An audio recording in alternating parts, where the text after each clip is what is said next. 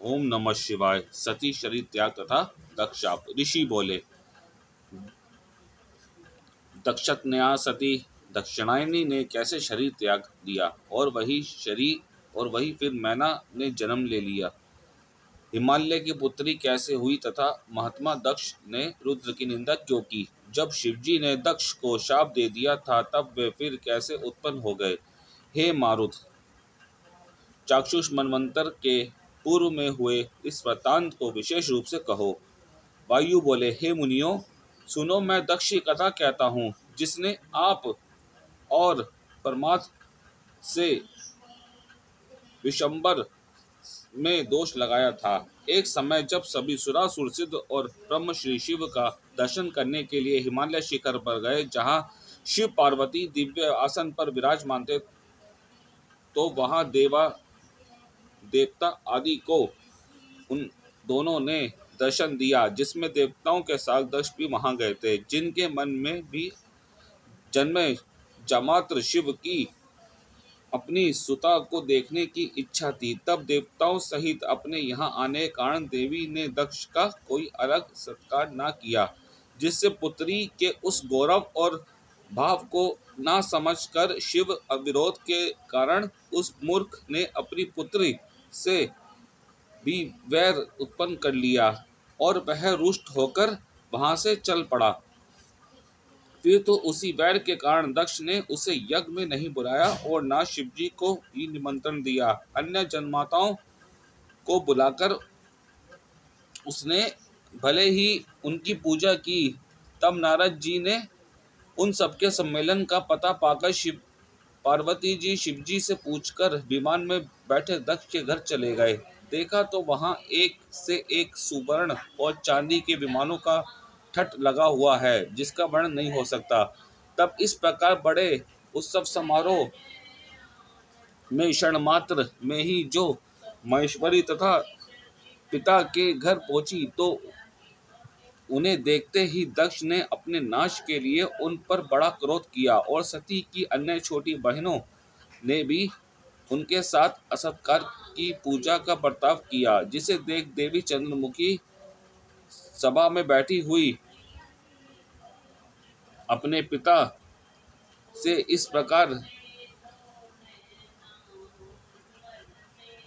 भक्ति युक्त और कृपणता रहित वचन बोली। ब्रह्मा से लेकर पिशाच तक जिसकी आज्ञा के वशवर्ती है, हे तात, देवादि देव की पूजा आपने क्यों नहीं की, यह भी जान दीजिए। मैं आपकी श्रेष्ठ पुत्री थी, क्या मेरा इसी प्रकार सत्कार होना चाहिए। हे पिता, इस प्रकार रुद्रों का निरादर कर आपने यह बड़ा गलत कार्य किया है।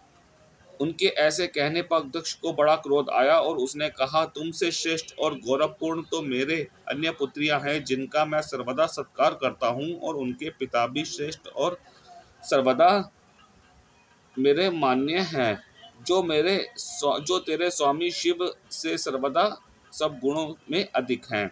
शिव तो स्तब्धात्मा और तामसी है, तू उसी की स्त्री है, इसलिए मैंने तेरा तिरस्कार किया है। कारण कि शिव मेरे प्रतिकूल है। दक्ष के इस कथन से देवी क्रुद्ध हो गई। उन्होंने उन सब सभासदों को सुनाते हुए कहा, मेरे स्वामी सब दोषों में रहित और साक्षात विश्वम्भर हैं। तुम उन लोक महेश्वर की निंदा करते हो। विद्या का चोर, गुरुद्रोही, वेद और ईश्वर का निंदक सर्वथा ही दंडनीय है। यह साक्षात श्रुति है। इस पाप का दंड तुम्हें अकस्मात ही देव द्वारा प्राप्त होगा। हाँ, तुमने शिवजी की पूजा ना की, अतएव अब तुम अपने कुल को नष्ट हुआ ही समझो। ऐसा कह रुष्ट सती ने अपने पिता को त्याग दिया। इस प्रकार उससे उत्पन्न अपने शरीर को भी त्याग हिमालय पर्वत के पास चली गई। उस श्रेष्ठ पर्वत ने पुण्य का प्राप्त किया था।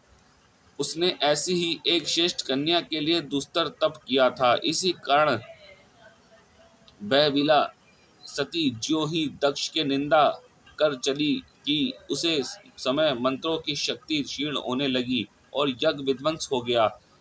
इधर देवी का गमन सुनकर शिवजी ने भृगु आदि ऋषियों को क्रोध पर शाप दे दिया और दक्ष के जमाताओं को वैवस्वत मनवंतर में फिर जन्म लेने को कह दिया और चाक्षुष मनवंतर में दक्ष को मनुष्य का राजा होने को और प्राचीन बहिष को पोता और प्रचेता का पुत्र होने को कह दिया। और यह भी कह दिया कि हे दुर्मते, मैं मैं तेरे स्थान में विघ्न करूंगा।